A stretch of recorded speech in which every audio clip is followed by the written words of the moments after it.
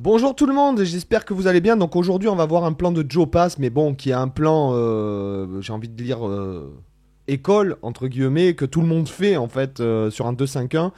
Donc qui est assez simple, voilà, vous allez voir, on va un peu le décliner, je vais vous montrer comment on peut le travailler, parce qu'après il suffit pas d'apprendre le plan bêtement, il faut aussi le développer, etc. pour éventuellement, ce que je dis souvent, travailler sur votre mémoire musculaire et surtout faire la liaison entre votre pensée, votre mémoire musculaire et surtout être guidé par la mélodie. Donc la tablature comme d'habitude avec les... Mais non, il y a plus d'une centaine d'épisodes du vlog avec des PDF qui sont dans le Zunino Club là-haut. Donc je vous invite à rentrer votre email pour éventuellement même recevoir des promos et des trucs comme ça, ce qui arrive quelquefois.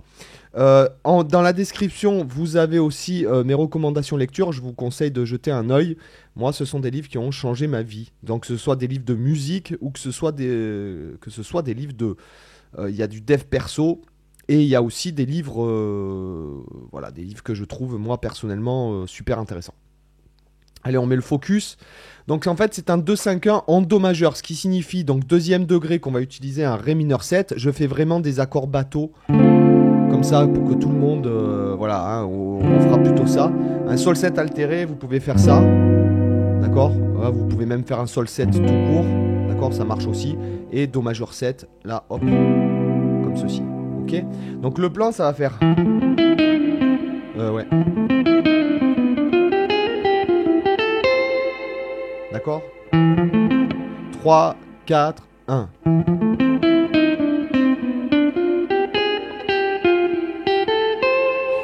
Alors, il y a des variations quand je le joue, etc. C'est-à-dire que, par exemple, cette partie-là, là où vous voyez trioler, moi, ce que j'ai écrit, c'est... Mais vous pourriez très bien faire... C'est-à-dire croche de double dans le swing. Donc là, en fait, on va partir sur le Et du 1, d'accord. Et on va partir, en fait, on va faire un arpège de Fa majeur 7, qui peut être une substitution diatonique du Ré mineur 7, d'accord. Et là, ça va nous faire... Et là, je vais faire... croche en l'air, d'accord, 3 triolets, et je vais atterrir sur la tierce en fait de Sol 7. On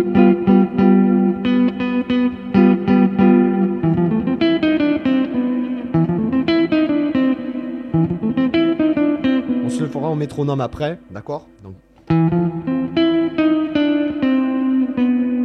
D'accord, et là après je vais monter tierce majeure, quinte juste, septième mineur, et là en fait je vais faire altérer en fait. Donc sur la bémol 9, dièse 9, d'accord. Je reviens et je vais atterrir sur le Sol, Fa, et j'atterris sur la tierce de Do majeur 7, d'accord.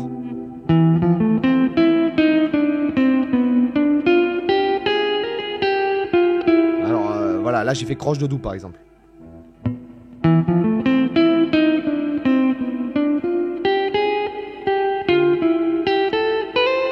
Et là, j'ai monté simplement la gamme pentatonique majeure, mais on aurait très bien pu faire autre chose. D'accord. Moi, j'aime pas les phrases qui s'arrêtent sur le...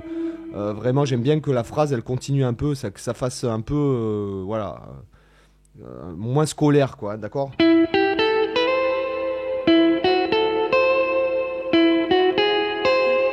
On aurait pu faire... Lydien...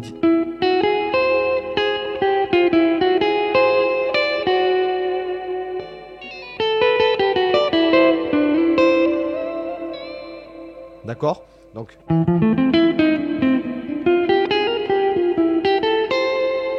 Par exemple. D'accord. Donc, et éventuellement, après, quand vous avez ça, je vais vous montrer une variation. Mais par exemple, ce que vous pourriez faire, c'est vraiment...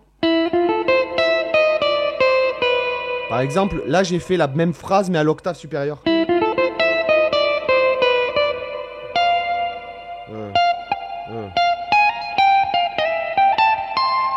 Voilà, là, j'ai fait...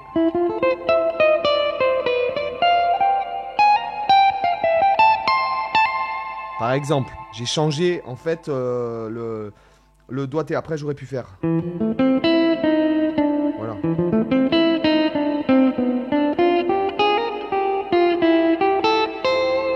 Vous voyez ce que je veux dire? C'est qu'après, le but... Ah, j'ai plus de batterie dans ma caméra. Je mets pause. Donc voilà, ce que je vous disais, c'est qu'il faut vraiment, que ça reste pas un plan isolé, mais même que vous cherchiez le doigté. Regardez, un doigté, donc on va partir de ce doigté.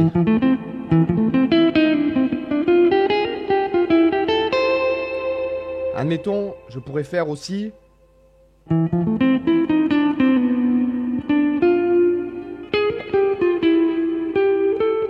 Par exemple. Euh,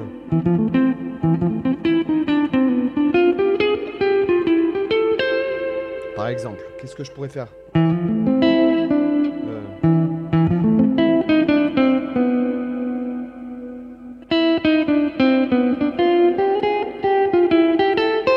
alors.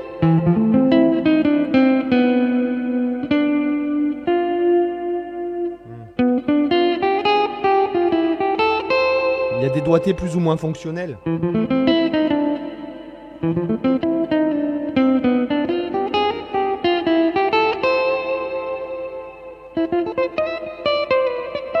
Euh... Eh mince.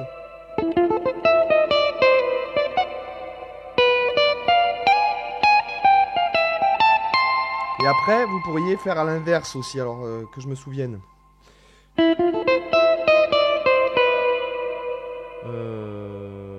Et là, il faut... C'est-à-dire que la première partie est à l'octave.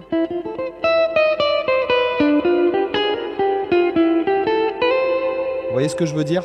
C'est-à-dire on est à l'octave supérieure et on passe à l'octave inférieure sur la deuxième moitié du plan. Ok? Donc ça, il y a effectivement, il y a des doigtés qui sont plus ou moins fonctionnels. Celui-là est fonctionnel.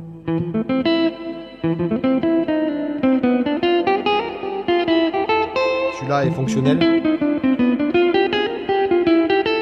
Celui-là peut être fonctionnel. Celui-là.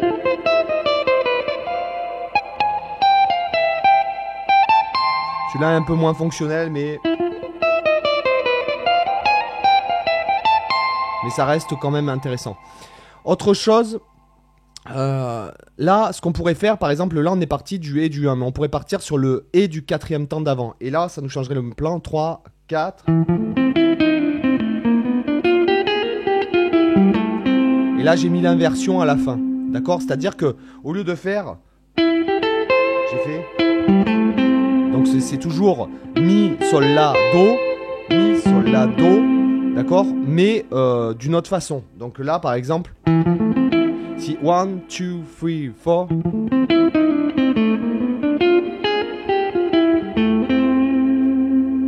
One, two, three, four.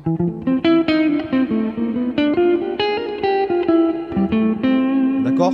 Donc vous voyez avec le même plan les déclinaisons, tous les doigtés qu'on peut faire, etc. Et quand, pour les mecs qui se mettent au jazz, il est vraiment, vraiment important, en fait, il est vraiment important de travailler les doigtés, etc. De transposer le plan quand le plan vous plaît.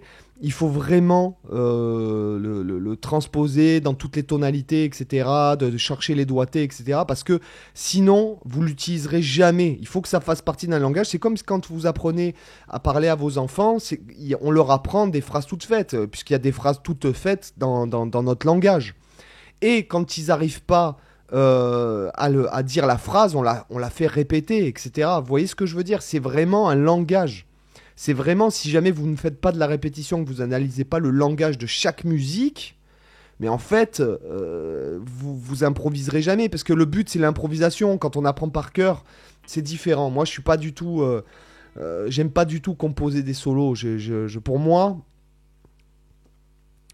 C'est un style, voilà, comme bon, il y a des solos iconiques, comme par exemple le solo de The Wall ou le solo de Hotel California, qui font partie de la composition.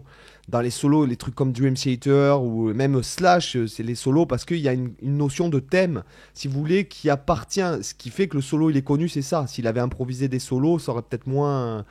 Mais après, bon voilà, moi je suis plus dans l'impro. Peut-être que si je faisais des chansons, peut-être que quoique non, quand j'enregistre des solos sur des chansons, ce sont des solos improvisés. Cependant, quand c'est une chanson et que j'ai la mélodie du chant, je récupère en fait les notes du chant dans le solo. Parce que le but, c'est que le solo, soit au service de la chanson et pas au service de la guitare en fait, d'accord? Donc, mais quoi qu'il en soit, de toute façon, il faut répéter, il faut transposer. Je vous le dis 150 fois quand il y a un plan. C'est ce que je dis dans les formations, c'est ce que je dis partout, c'est ce que je répète dans les vidéos. Il faut que vous changiez le doigté, il faut que vous fassiez ça dans toutes les tonalités. Il faut que vous soyez guidé par l'idée musicale, je le répète à chaque fois. Donc, si jamais, voilà, la tablature est là-haut, vous avez ma sélection lecture dans la description. Je vous dis à demain pour une autre vidéo. Bye bye, ciao.